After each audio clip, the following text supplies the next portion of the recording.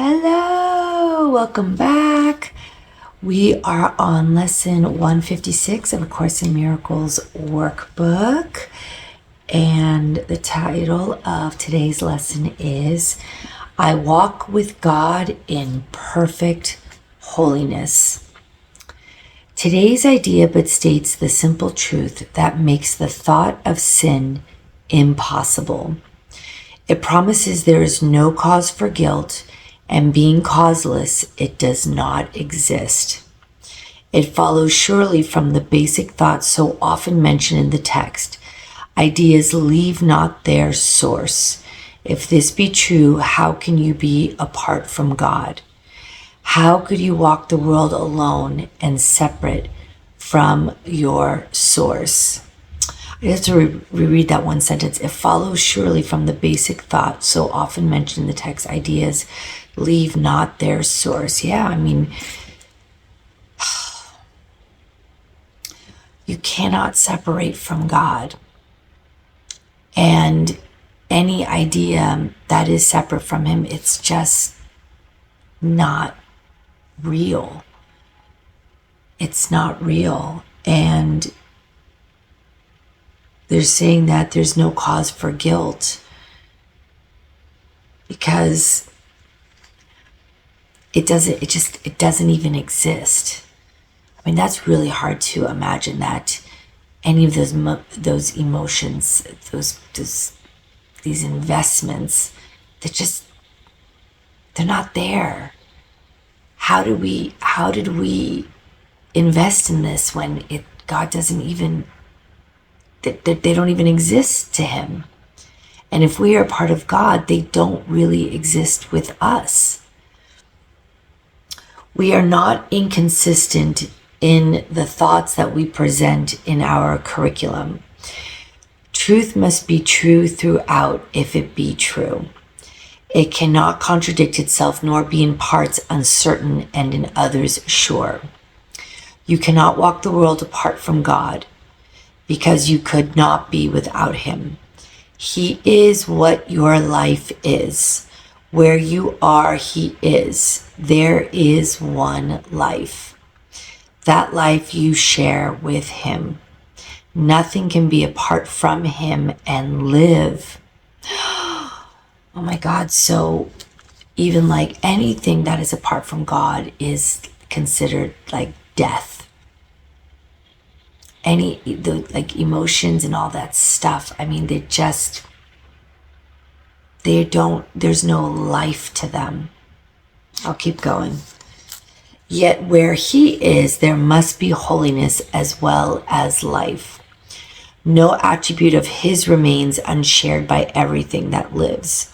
What lives is holy as Himself because what shares His life is part of holiness and could no more be sinful than the sun could choose to be of ice, the sea elect to be apart from water, or the grass to grow with roots suspended in the air. They go hand in hand is what they're saying. Yet where He is, there must be holiness as well as life. What lives is holy as Himself because what shares His life is part of holiness. So life and holiness, holy and Him being life, they're all connected.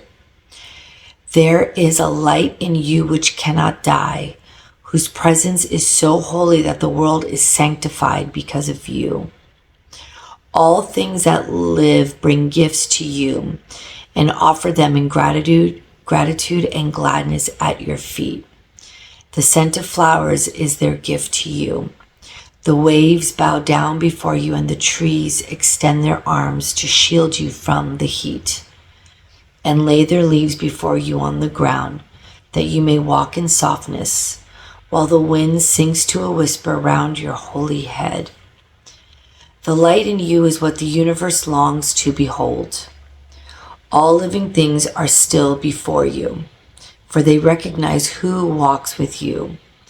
The light you carry is their own, and thus they see in you their holiness, saluting you as Savior and as God. Accept their reverence, for it is due to holiness itself, which walks with you. transforming in its gentle light all things unto its likeness and its purity. This is the way salvation works. As you step back, the light in you steps forward and encompasses the world. And when they say as you step back, that means it's like putting the ego in the back burner and your truth stepping forward. Your light ever present, never dying down. There is everlasting life. There is no death when you truly know and recognize this truth that you are. Then you start to see the world in pure honesty.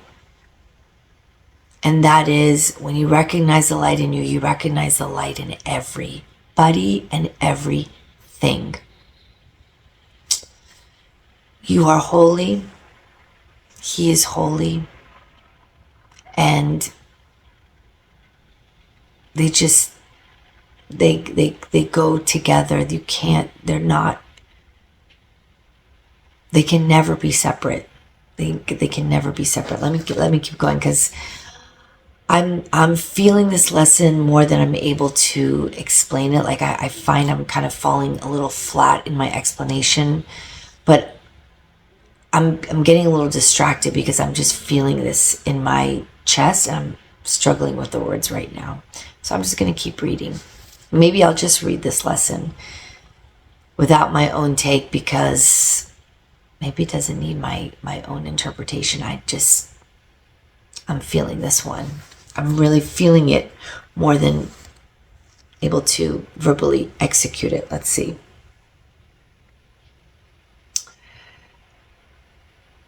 As you step back, the light in you steps forward and encompasses the world. It heralds not the end of sin and punishment and death. In lightness and in laughter is sin gone, because its quaint absurdity is seen. Wow, quaint absurdity. Sin, all sins, the 7 deadly sins, all of it, Jesus is saying every last bit of it is absurd. It is a foolish thought, a silly dream, not frightening, ridiculous perhaps, but who would waste an instant in approach to God himself for such a senseless whim? Yet you have wasted many, many years on just this foolish thought. The past is gone with all its fantasies. They keep you bound no longer. The approach to God is near, and in the little interval of doubt that still remains, you may perhaps lose sight of your companion and mistake him for the senseless ancient dream that now is past.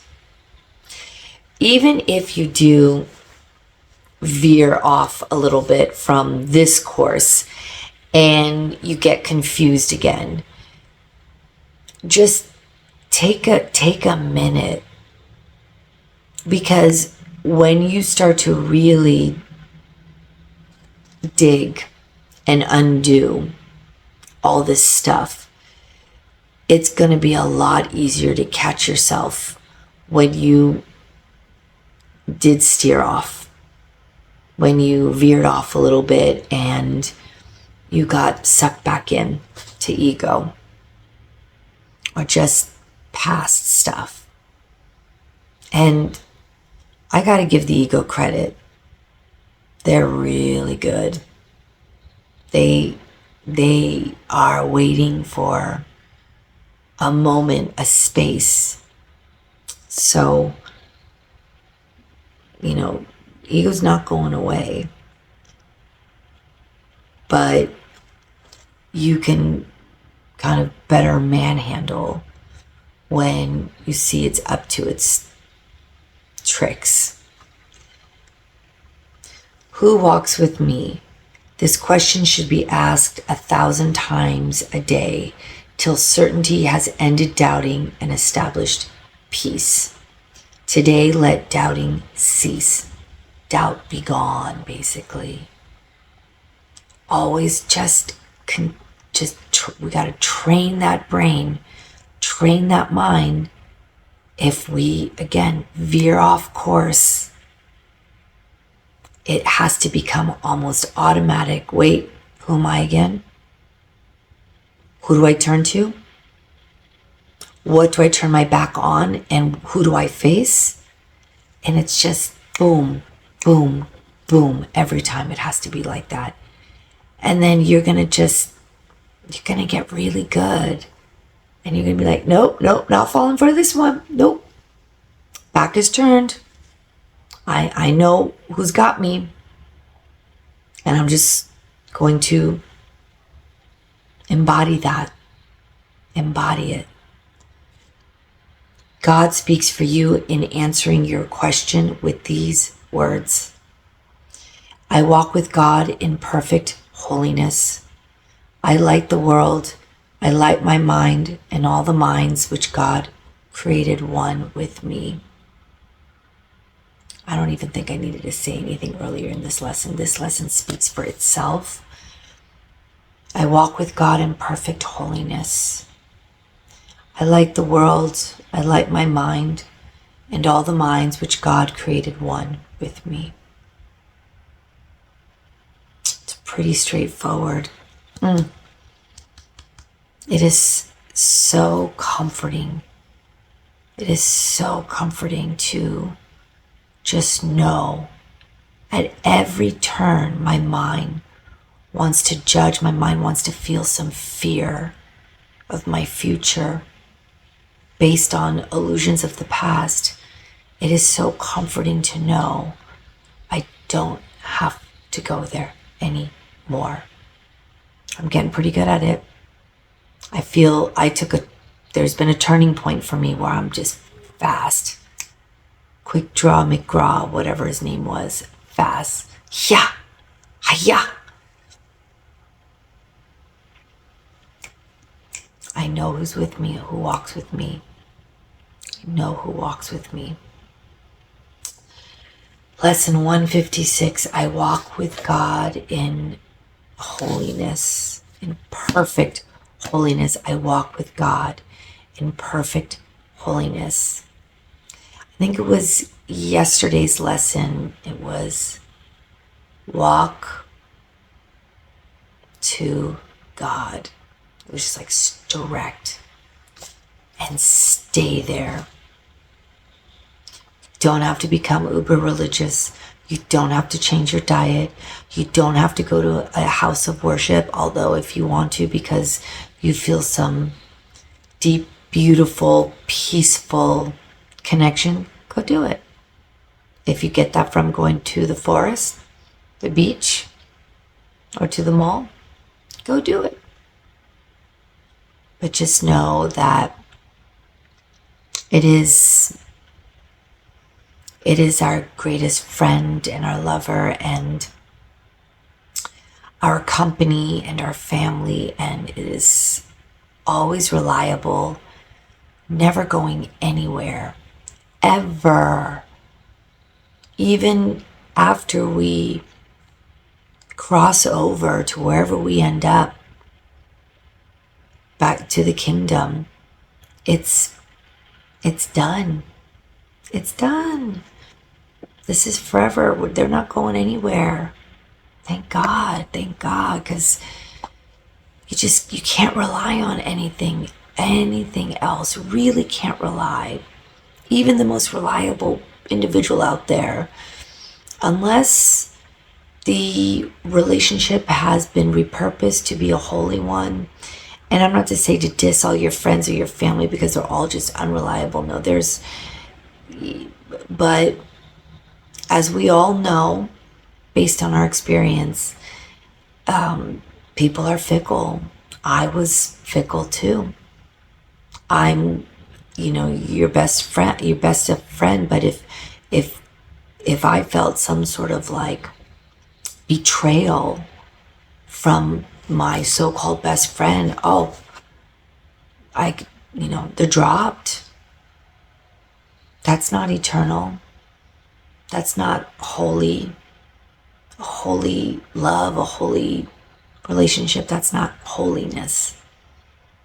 But of course it isn't, because I wasn't in my awareness at that time, those days. But that's the thing. That's why the past is gone, because what was happening wasn't real.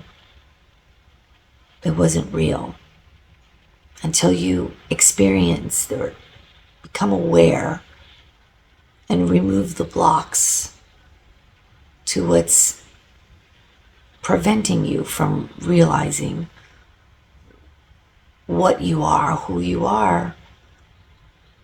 It's just an illusory projection of nothingness.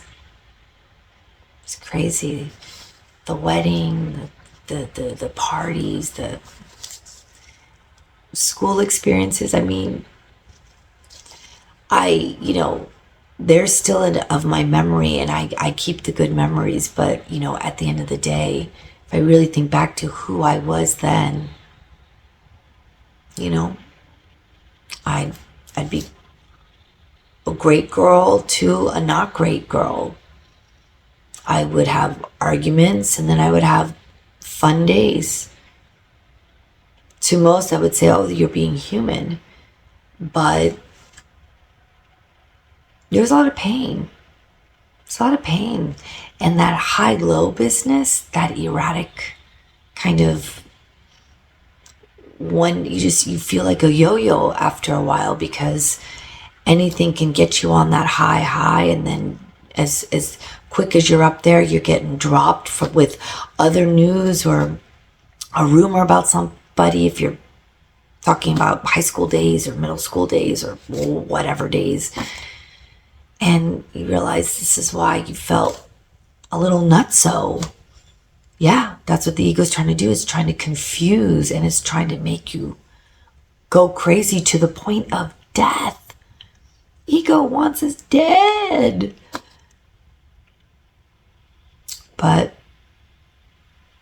the Father, by way of the Son of God, is trying to bring life to our life. Definitely trying to bring life to our life. And where there's holiness, there's life and light. And once you realize it, you can't go back. You wouldn't want to go back. You can't unsee that. You can't unfeel that. And you wouldn't want to. You really wouldn't want to. Okay, I'm droning on. Thank you for joining me. Until tomorrow's lesson, I love you and God bless you. Thank you so much. Take care.